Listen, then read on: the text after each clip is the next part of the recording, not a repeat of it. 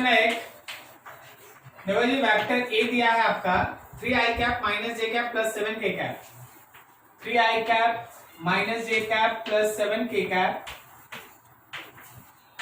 और vector B दिया है 5i cap minus J cap plus 9k cap, 5i cap minus J cap plus 9k cap. अब तुमसे बोला गया कि पहले तो आप a प्लस बी वेक्टर निकाल लो, तो a प्लस बी किए तो 8i cap minus 2j cap और प्लस 16k कैप हो गया। अब बोला इसका डायरेक्शन कोसाइन निकालने, इसका डायरेक्शन कोसाइन, डायरेक्शन कोसाइन आपको याद होगा कि डायरेक्शन कोसाइन में हम लोग कॉस अल्फा लिखते हैं, तो जो भी मान लो इसको एक नाम दे देते हैं आर वेक्टर, ओके। तो जो भी वेक्टर होगा उसका एक्स कंपोनेंट बाई आर पूरा, तो एक्स कंपोनेंट है 8 और आर पूरा लेंगे तो रूट अंडर पूरे का मैग्नीट्यूड निकाल लो भाई, 8 का स्क्वायर माइनस 2 का स्क्वायर और प्लस 16 का स्क्वायर। चलो थोड़ा सॉल्व कर लो, 8 by under root 64 plus 4 plus 256, how much it is 8 by under root 324 आ रहा है, 324 का वैल्यू कितना बोलो, 18 होगा क्या, 18। तो कैन वी से दिस इट इज 4/9। तो देखो cos अल्फा x एक्सिस के साथ angle, cos alpha x axis के साथ एंगल 4/9 है। इसी तरह आप cos बीटा निकाल लें, cos बीटा निकालिएगा तो y कंपोनेंट बाई पूरा रिजल्टेंट, तो y कंपोनेंट -2 है और पूरा r तो आप देख ही रहे ना 18 आ रहा है, -1/9। और इसी तरह अगर आपको z कंपोनेंट का यूज करना है rz/r, तो z कंपोनेंट कितना है 16, नीचे है 18, सो इट इज 8/9। तो उसमें कौन सा, कोई भी ऑप्शन मैच नहीं कर रहा, कोई इशू नहीं, एकदम 100% सही है, आप एकदम चिंता ना करें, ठीक है, एकदम 100% सही है, कोई इशू नहीं, आप नोट कर लीजिए इसको। बढ़िया क्वेश्चन, क्वेश्चन नंबर 10।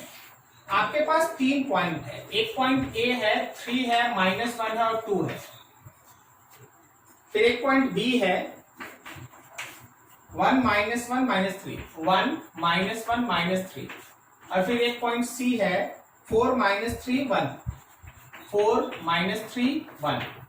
बोला गया इन तीनों पॉइंट से मिला के देखना, ए बी और मान लो सी, ये तीनों पॉइंट को मिला के एक ट्रायंगल बना। ये अभी देखिए हम आपको क्वेश्चन बता रहे हैं, अभी देखिएगा कैसे धीरे धीरे बनते जाएगा। बोला गया इस ट्रायंगल में के अंदर का ये एरिया निकालो, इस ट्रायंगल के अंदर का एरिया निकालो, ये यही क्वेश्चन है। बोला गया इन तीनों पॉइंट को मिला के एक ट्रायंगल बना है, find with the help of a vector the area of a triangle with vertices A B and C. आपको इन तीनों वेक्टर से मिला के एक ट्रायंगल बना है, उसका है ना एरिया निकालना। अब देखो हम क्या कर रहे हैं, समझना। हम आपके सामने ड्रॉ किए कोऑर्डिनेट एक्सिस, ओरिजिन के रिस्पेक्ट में ये एक, क्या ये ए का पोजीशन वेक्टर है,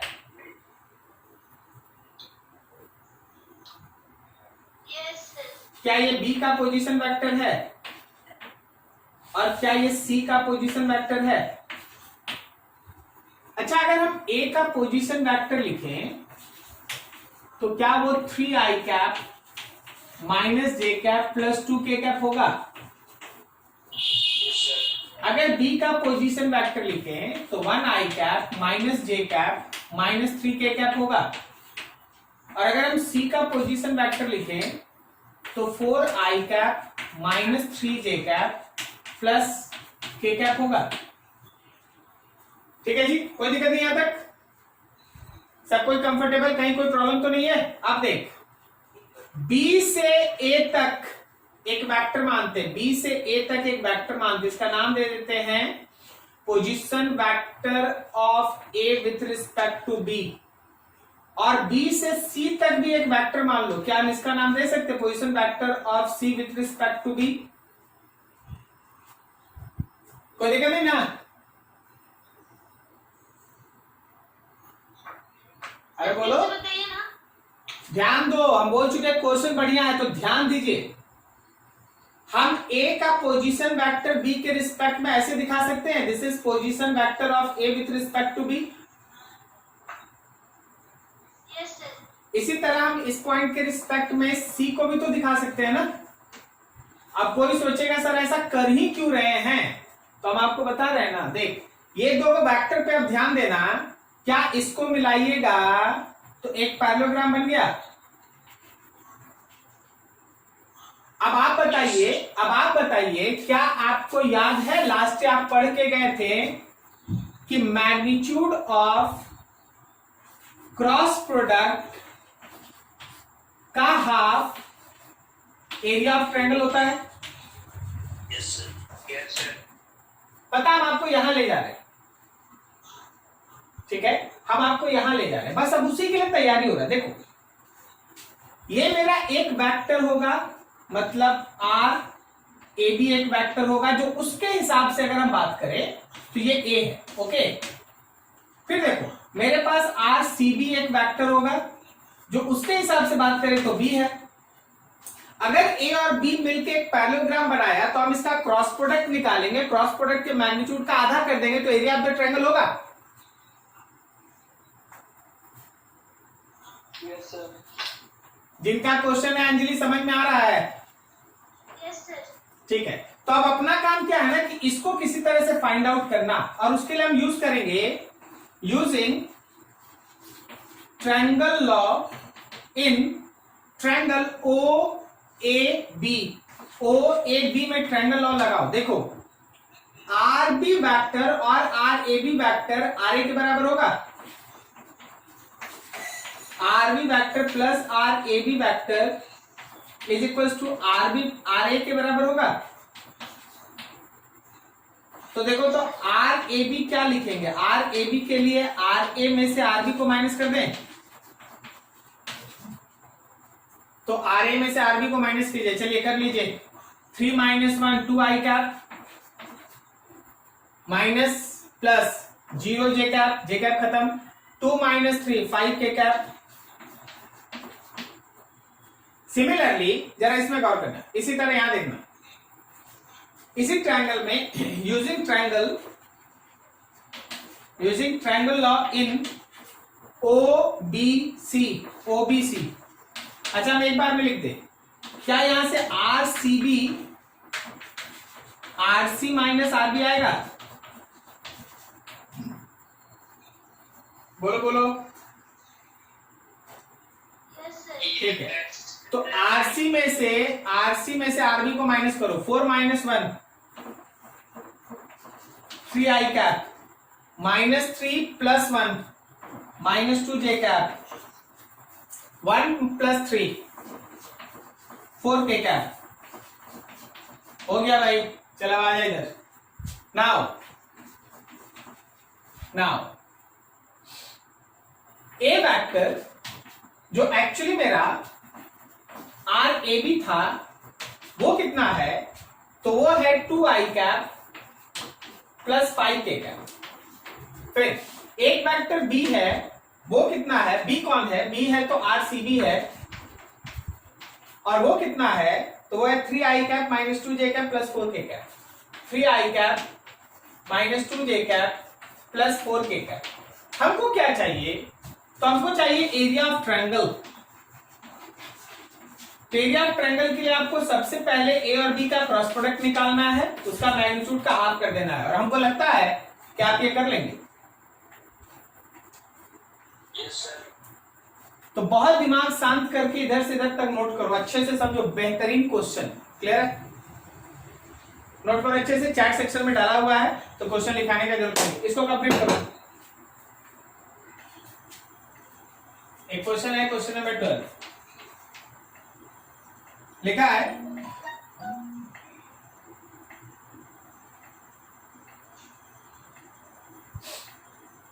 कोई एक फोर्स है जो है 3 आई कैप प्लस के कैप। जिस पॉइंट पे ये काम कर रहा है, पॉइंट ऑफ एप्लीकेशन, जिस पॉइंट पे ये काम कर रहा है उस पॉइंट का वेक्टर है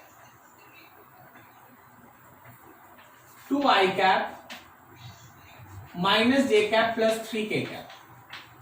लेकिन जो आपको मोमेंट निकालना है वो अबाउट पॉइंट, जिस पॉइंट के अबाउट में निकालना है वो क्या है वो समझो।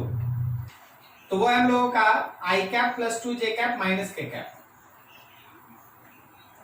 i cap plus 2j cap minus k cap. इस पूरे क्वेश्चन को समझिए। एक्चुअली ये क्वेश्चन टॉर्क है।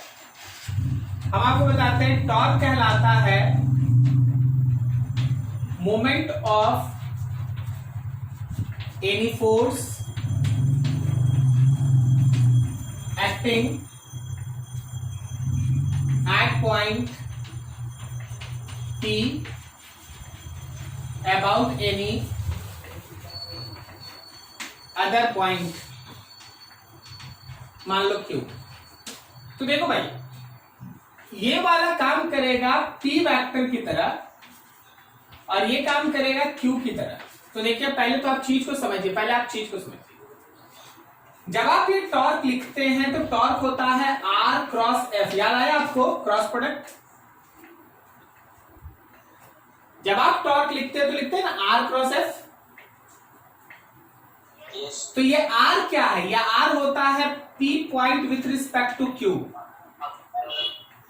P point with respect to Q। अब देखो आज ही 3-4 बार लिखा था, अभी देखा ध्यान से कि अगर हमको P with respect to Q निकालना है तो RP में से RQ को माइनस कर लेंगे ना।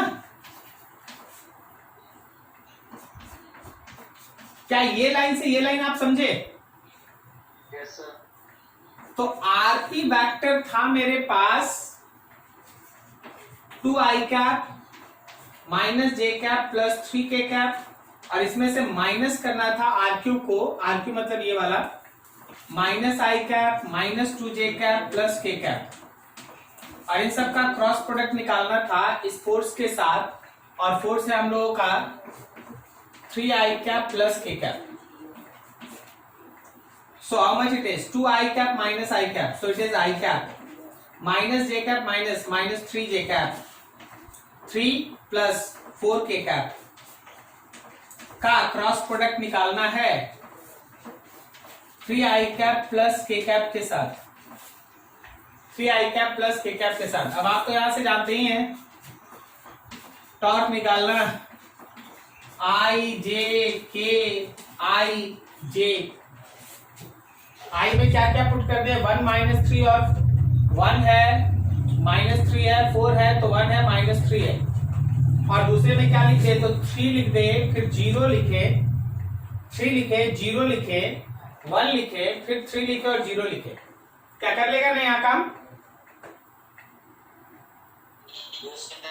बस बस सॉल्व कर दो, आंसर आ जाएगा। बढ़िया से नोट करो, सॉल्व करो, आंसर देखो।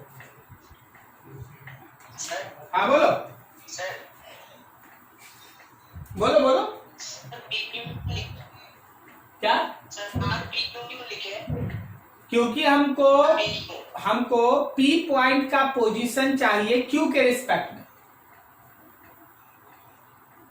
P पॉइंट का पोजीशन चाहिए Q के रिस्पेक्ट में, इसलिए नाम लिखा RPQ। पिछले केस में देखना पोजीशन वेक्टर A चाहिए था B के रिस्पेक्ट में, तो नाम लिखे RAB। नाम समझ रहा? A with respect to B, position vector of P with respect to Q। ठीक है, ऐसे।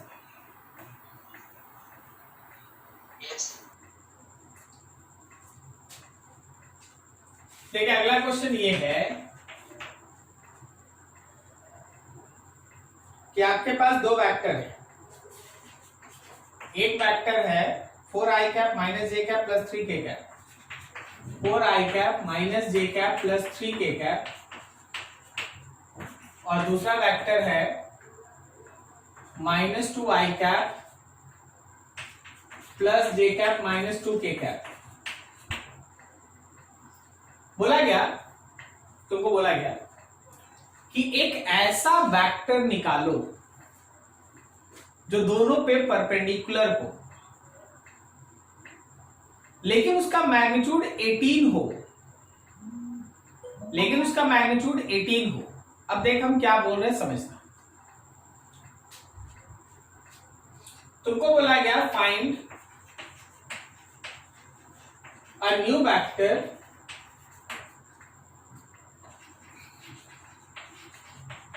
which is perpendicular on A and B and its magnitude is 18, उसका मैग्नीट्यूड 18 वो हो तो A और B पे परपेंडिकुलर, लेकिन उसका मैग्नीट्यूड 18 आना चाहिए। आए तो देख मेरा प्लान क्या है, मेरा प्लान क्या है ना, प्लान ये कहता है कि सबसे पहले हम A क्रॉस B निकालेंगे, ये C वेक्टर होगा, फिर C वेक्टर से हम C कैप निकाल लेंगे और फिर एक नया वेक्टर D निकालने के लिए इस C कैप को 18 से मल्टीप्लाई कर देंगे। देखिए मेरा प्लान है, A क्रॉस B कर लेने से हम एक ऐसा वेक्टर निकाल लेंगे जो परपेंडिकुलर होगा A एंड B पे। क्या बोलता है, सही जा रहा है? बोलो जी हाँ ना रिस्पॉन्स करते चलना, बढ़िया क्वेश्चन है। हाँ समझ में नहीं आया? हाँ अब जब हम सी कैप निकाल लिए तो हम एक यूनिट वेक्टर निकालिए, unit vector perpendicular to A and B.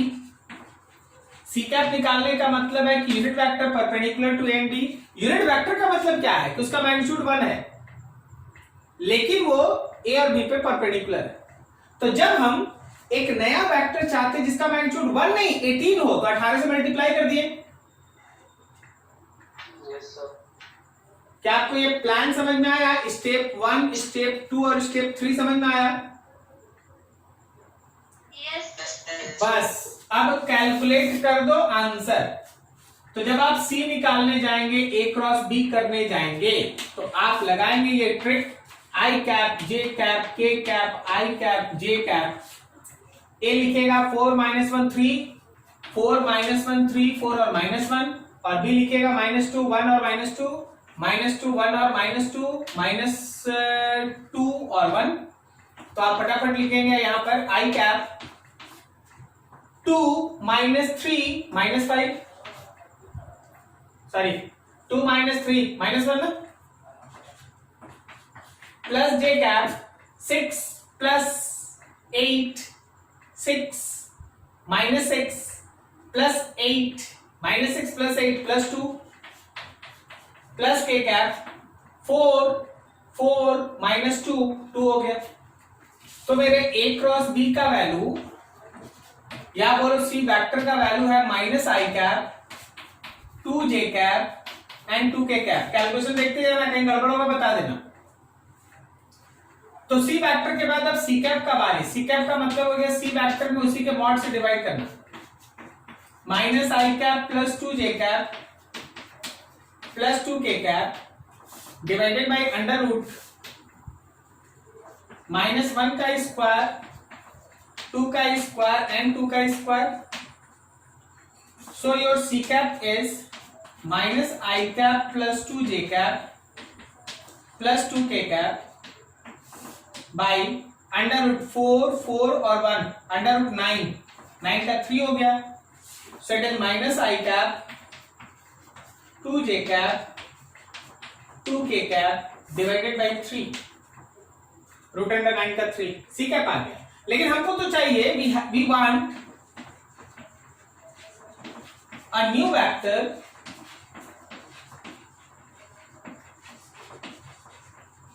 of magnitude 18 and perpendicular to A and B, and that new vector is c cap into 18। तो जरा गौर कर लिया जाए, -i cap + 2 j cap + 2 k cap divided by 3 multiplied with 18। 3 से ये cut गया, 6 times 6 से multiply कर दो answer. So your answer is -6 i cap plus 12 j cap, -6 i cap plus 12 j cap plus 12 k cap. ठीक है, वही answer भी दिया है आपका। क्या आपको ये प्लान समझ में आया? प्लान आप कैसे बनाते हैं? Yes sir. चलो बढ़िया, नोट करो बढ़िया से।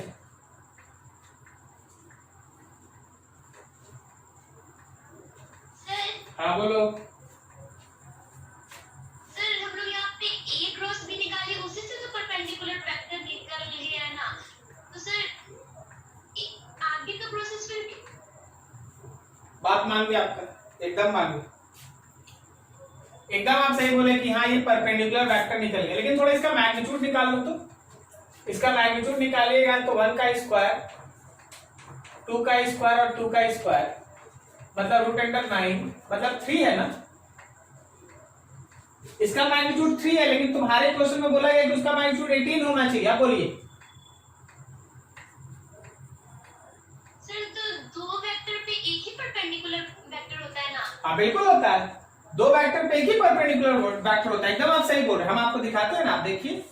ऐसे ही बस हमसे बात करते रहिए। हाँ, जितना बोलते रहिएगा उतना है ना, हम आपको क्लियर क्लियर फिगर दिखाते रहेंगे। ए बी, अब देखिए ये लाइन मेरा इसके ऊपर परपेंडिकुलर है, करेक्ट। अब अगर हम यहां से यहां तक ले तो उसका मैग्नीट्यूड 3 होगा, हम यहां से यहां तक ले तो उसका मैग्नीट्यूड 4 होगा, हम यहां से यहां तक ले तो उसका मैग्नीट्यूड 18 होगा। अब बोलो। यस समझ रहे हैं। सब परपेंडिकुलर। आप अगर इतना ही छोड़ दीजिए तो हाँ भाई यहां से यहां तक है। क्या समझे आप? Yes sir.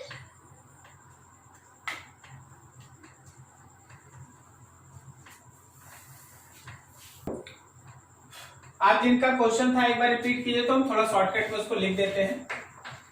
बोलना जरा। Two forces are such that this magnitude of sum is 18 Newton.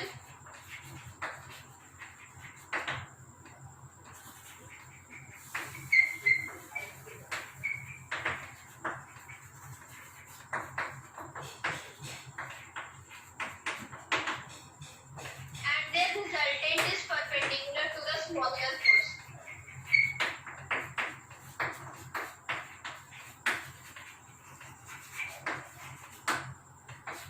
Find the two forces.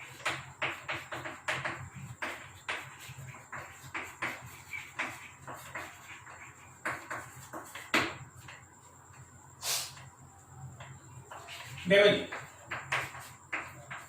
Late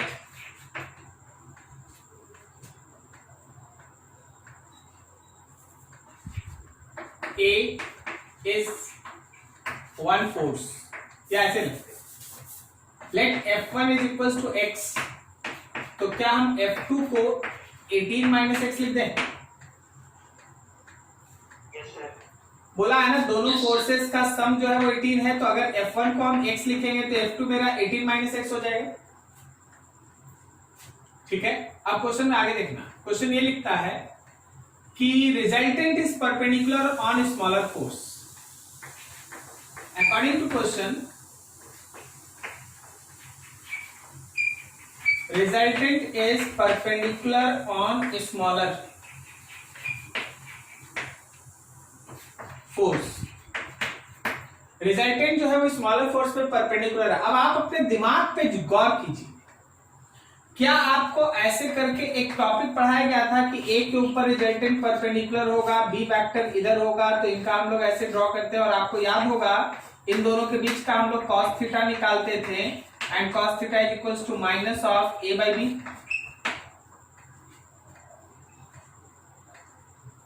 क्या आपको याद है? नहीं याद है, इसीलिए तो मैं शांति से बैठा हूं। ठीक है, ऐसा। अब ये इंपॉर्टेंट है ना, अब ये बात इंपॉर्टेंट आता है। ठीक है, अभी जरा नीचे देखो, तुम सारे ऑप्शंस पे गौर करो तो यहाँ ऑप्शंस चेकिंग है ये question. And the resultant is perpendicular to smaller force, then the magnitude of the forces are. नीचे ऑप्शंस दिया है, ऑप्शन से हम लोग को इसमें आंसर निकालना होगा।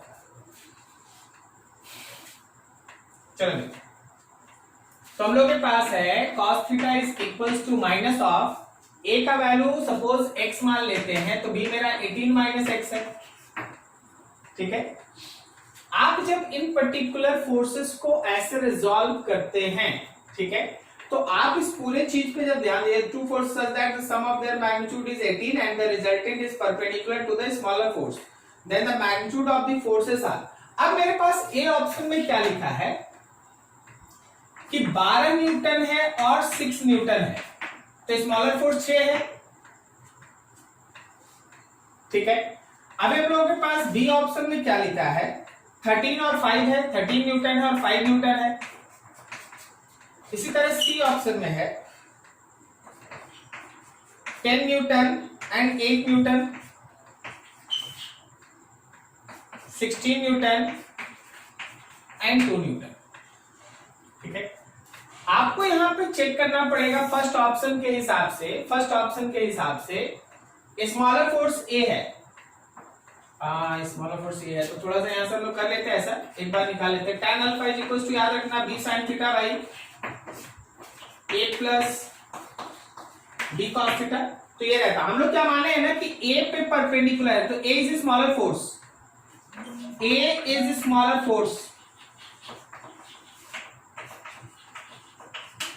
और a का मतलब हम लोग वहां से मान के चल रहे हैं x, ये a, ये b। सो सी दैट हम लोग लिखे cos theta, cos theta is equals to minus, ऊपर देखो 6/12 माइनस 1/2। अगला ये पहला ऑप्शन, ये फर्स्ट वाला ए चेक हुआ। बी में देखो, बी में अगर हम लिखेंगे तो cos theta is equals to minus of 5/18 minus 5 that is 13।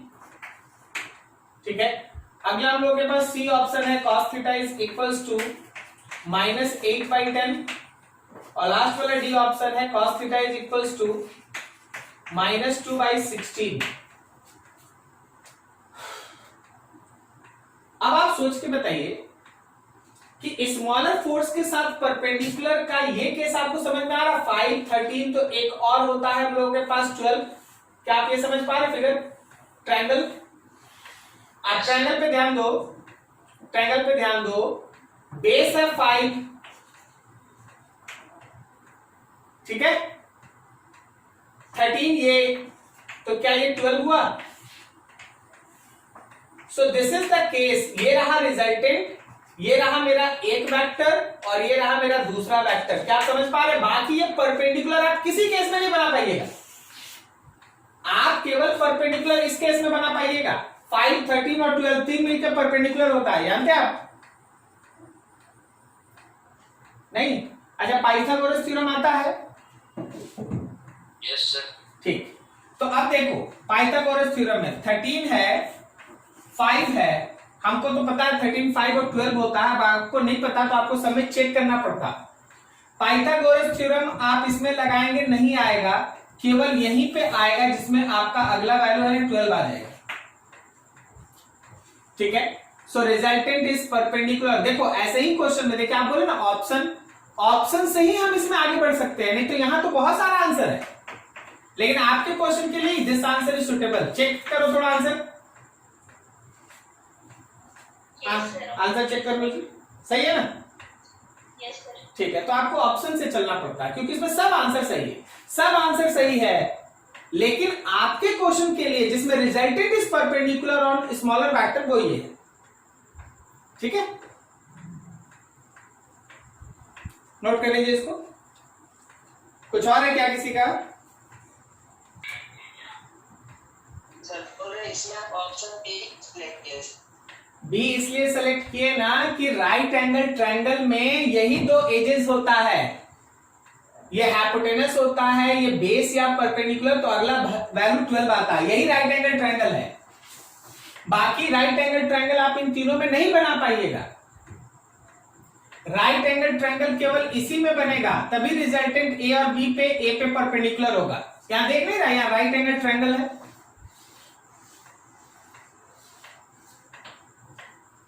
तो राइट एंगल ट्रायंगल केवल इसी में बनेगा। और कहीं नहीं बनेगा। ठीक है,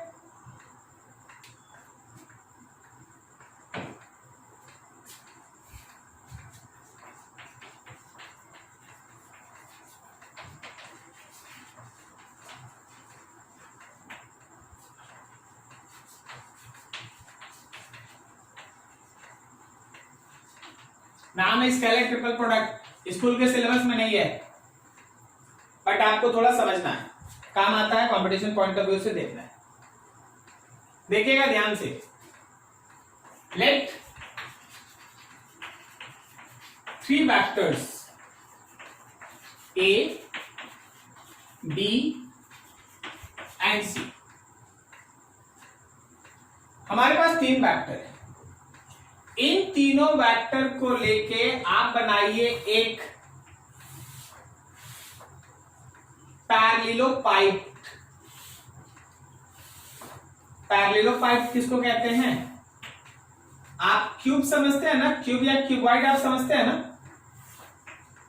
यस सर। ये क्या है ना, उसी का डिफॉर्म रूप है, थोड़ा सा आगे पुश किया हुआ चीज है। तो यहां पे तुमको 3 एज दिखाई देगा। एक एज, मान लो इसको ऑरिजिन मानते हैं, एक वेक्टर एक एज को दिखाएगा, दूसरा वेक्टर दूसरे एज को दिखाएगा, और तीसरा तीसरे एज को दिखाएगा। क्या तीनों समझ में आ रहा है? तीनों क्या फिगर समझ में आ रहा है तुमको? Yes sir. This is called parallelopiped. ये पैरेललोपाइड है।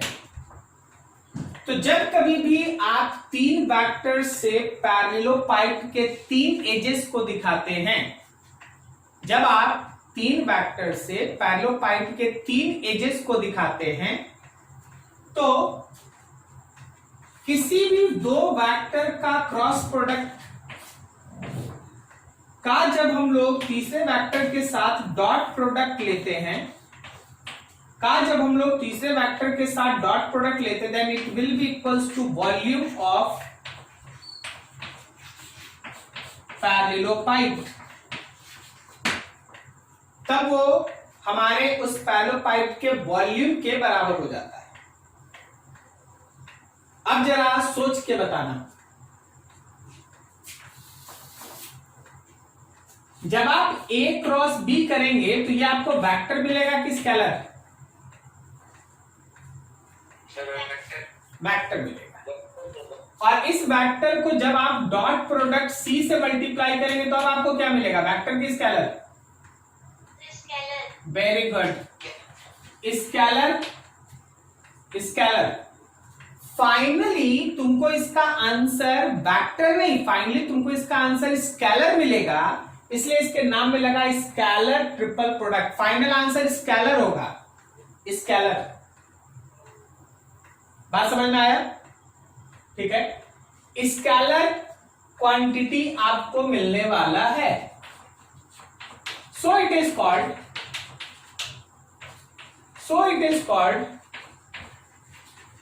Scalar triple product.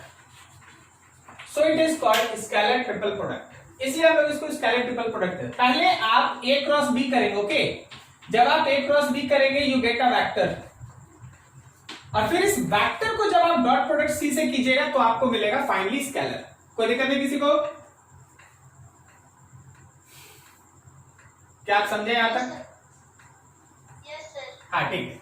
अब हम आपको दिखाते हैं ABC का खेल। A B C A B C A B C A B and so on. कहीं भी लाइन खींच दो और 3 को मिला दो, जैसे यहां पे 3 को मिला दो, ओके? फिर मेरा मन किया यहां हम 3 को मिला दिए, ठीक है? तो ध्यान रखना, और मान ले एक से यहां छोटा सा लिख दिए, फिर मेरा मन किया कि हम इसको तीनों को मिला दें। तो हमेशा ध्यान रखना ना कि यहां के हिसाब से आप B cross C dot A लिखें, यहां के हिसाब से आप C cross A dot B लिखें, और आप यहां के हिसाब से A cross B dot C लिखे, पता है ये सब बराबर है। क्या आपको ये समझ में आया? No sir. हाँ, हम बता स्टूडेंट को क्या लगता है ना कि सर हमेशा ए क्रॉस बी डॉट सी ही निकालना, नहीं, बिल्कुल नहीं। तुम इसके जगह क्या निकाल सकते? अभी देखो हम तुमको सिखाते हैं, A cross B dot C निकालेंगे तो जो आंसर आएगा, अगर आप B cross C dot A निकाल दीजिए तो सेम आंसर आएगा। B cross C dot A निकाल दीजिए, सेम आंसर आएगा। और अगर कोई सी क्रॉस ए के बाद डॉट बी निकाल देगा तो भी सेम आंसर आएगा। क्या ये समझा?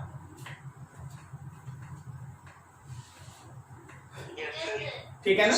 तो हम यही बोल रहे हैं कि बस ए बी सी वाला ऑर्डर रहता, कोई भी 3 को उठा लेना, पहला 2 का क्रॉस प्रोडक्ट, बाद में डॉट प्रोडक्ट, सेम आंसर आएगा। समझ में आ रहा है? अब देखो समझो, सोचो अगर ये तीनों वेक्टर कोप्लेनर हो for A B and C as coplanar vector. अच्छा, कोप्लेनर वेक्टर किसको कहते हैं जी? बताओ कोप्लेनर। भाई एक प्लेन में रहने वाला वेक्टर, एक प्लेन में रहने वाला वेक्टर कोप्लेनर कहलाता है। क्लियर है?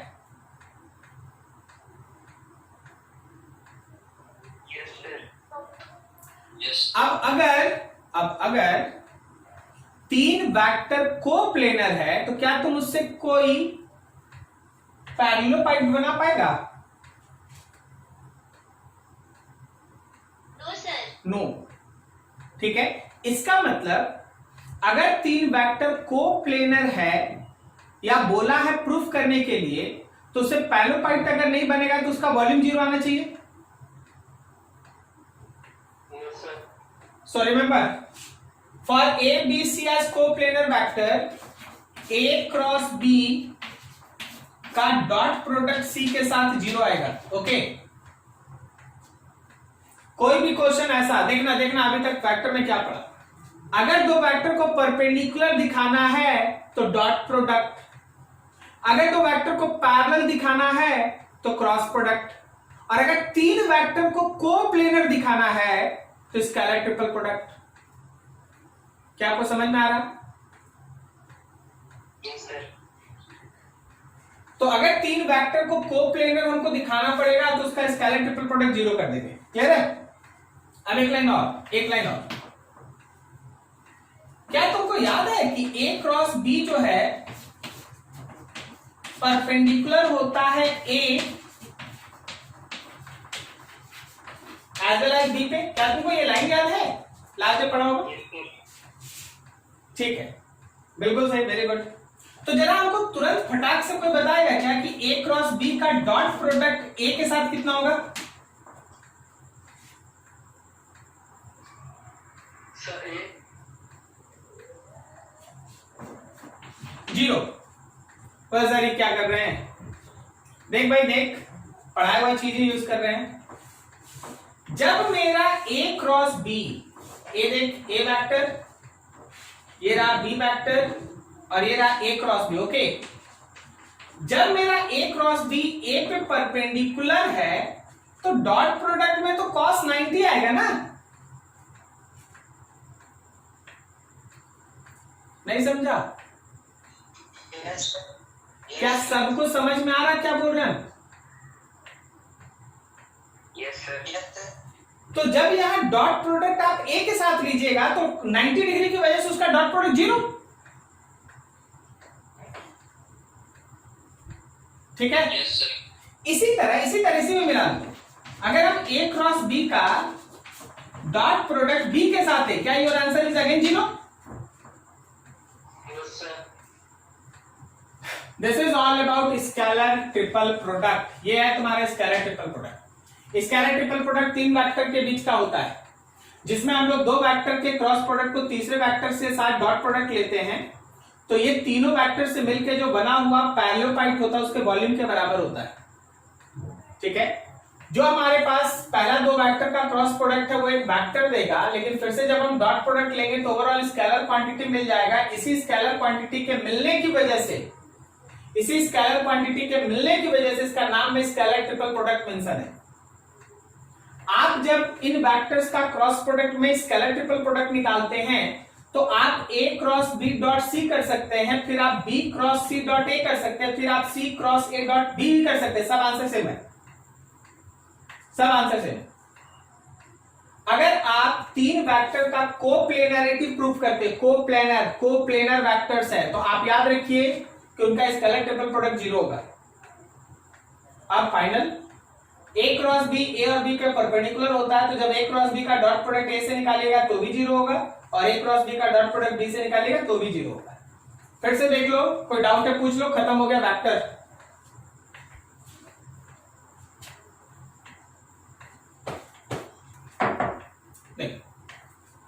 मान लो क्वेश्चन है कि लेट तुम्हारे पास A वेक्टर है 3i cap plus 2j cap plus 4k cap, vector B हम लोग के पास 4i cap plus j cap plus 2k cap,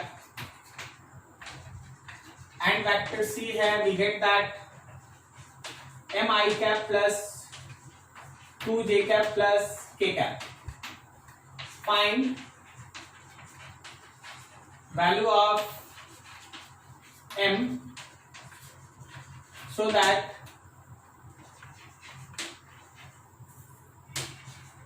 all three vectors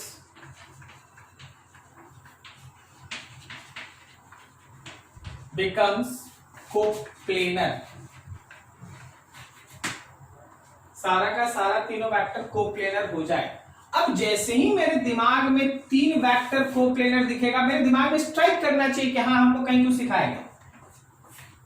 यही तो होता है। आज देखिए आपको 3 पॉइंट दे के बोला गया एरिया ऑफ द ट्रायंगल निकालो, तो जिसको याद नहीं रहेगा कि half of the magnitude of cross product तो नहीं बनाएगा ना, वही याद करना। समझ रहे मेरी बात को? Yes sir. यही चीज। तो अब देख जैसे ही कोप्लेनर का वर्ड आ गया तो मेरे आंसर के प्रोसेस में ही यही होगा कि हाँ भाई A cross B dot C को 0 करना है। तो एकदम हम शॉर्टकट में A क्रॉस B लिखते हैं। क्या तुमको समझ में आया? हमको बताना। 4 माइनस 4 आई कैप में 0 आएगा भाई, प्लस जे कैप में देखो, जे कैप में देखो 16 माइनस 6 10 जे कैप, प्लस के कैप में देखो 3 माइनस 8 5 के कैप। क्या तुमको समझ में आया? ये क्रॉस प्रोडक्ट है। देख देख इन्हीं दोनों का ना, देखना आई जे के आई जे 3 2 4 3 2 4 3 2 4 1 2 4 1 2 4 1। चल दिमाग दौड़ा। 4 माइनस 4 क्या बोलता है? 0 आएगा? 0। अगला देख 16 माइनस 6 10 आएगा?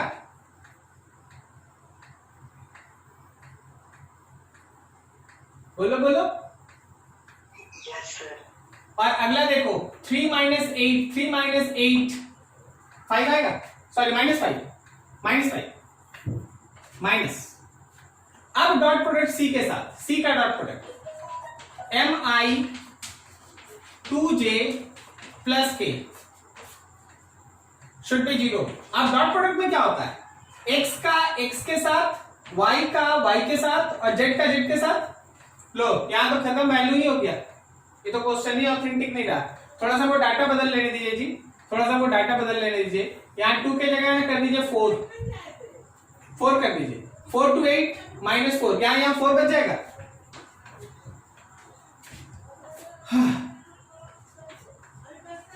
ठीक है। अब देखो 4 और m, 4m हो गया, 10 और 2 20 हो गया, माइनस 5 और 1 माइनस 5 हो गया, is equal to 0। So 4m plus 15 is equals to 0 या m is equals to -15/4? This is your answer. m का वैल्यू होगा -15/4 तो तीनों वेक्टर हो जाएगा कोप्लेनर। m का वैल्यू होगा -15/4 तो तीनों वेक्टर हो जाएगा कोप्लेनर। Is this clear? क्या बोलता है, समझ में आया? Yes, sir. चलो बढ़िया, ठीक है। अब तुम्हारे पास है वेक्टर का जो क्वेश्चन जहां से बनाना बनाइए, चैट सेक्शन में डालिए। बैच में है ना, हम लोग उसको डिस्कस करेंगे। अगले दिन से स्टार्ट करेंगे बेसिक मैथमेटिक्स। जिन स्टूडेंट्स को वेक्टर और बेसिक मैथमेटिक्स आ गया उसको फिजिक्स में कभी जिंदगी भर प्रॉब्लम नहीं होगा। सो वेक्टर पे आपका पूरा कमांड होना चाहिए। सर कितना? 90% नहीं, 100%। सब का सब चीज एकदम आना चाहिए, एकदम आना। पैरेललोग्राम लॉ आता है, ट्रायंगल लॉ आता है, पॉलीगॉन लॉ आता है, ठीक है। स्केलर प्रोडक्ट आता है, क्रॉस प्रोडक्ट आता है, पाइलोपाइट का कॉन्सेप्ट आता है, वॉल्यूम ऑफ द ट्रायंगल आता है, कब परपेंडिकुलर और कब पैरेलल होगा, कब एंगल कैसे निकालना, कोसाइन क्या होता है, एंगल कैसे निकलता है, रिजल्टेंट क्या होता है, सब क्लियर। बढ़िया से रिवाइज करना। अगले दिन से स्टार्ट करेंगे बेसिक मैथमेटिक्स। उसमें भी इसी तरह का एफर्ट चाहिए। जिस स्टूडेंट का 2 चैप्टर बढ़िया, उसको कभी फिजिक्स में प्रॉब्लम नहीं होगा। हम गारंटी बोल रहे हैं, बस ये 2 चैप्टर ठीक से निकालो और उसके बाद तो फिर चलते ही रहे, ठीक है। चलो नेक्स्ट स्टेज से आगे बढ़ते हैं। डाउट जो होगा भेजिएगा, ओके। अब सुनो थोड़ा, हाँ एक लाइन सुन लो थोड़ा। आप लोग जितना भी स्टूडेंट है ना, आपका एडमिशन हो चुका है तो आपको एक आईडी मिला होगा, एक यूनिक आईडी नंबर मिला होगा। मिला है सेंटर से?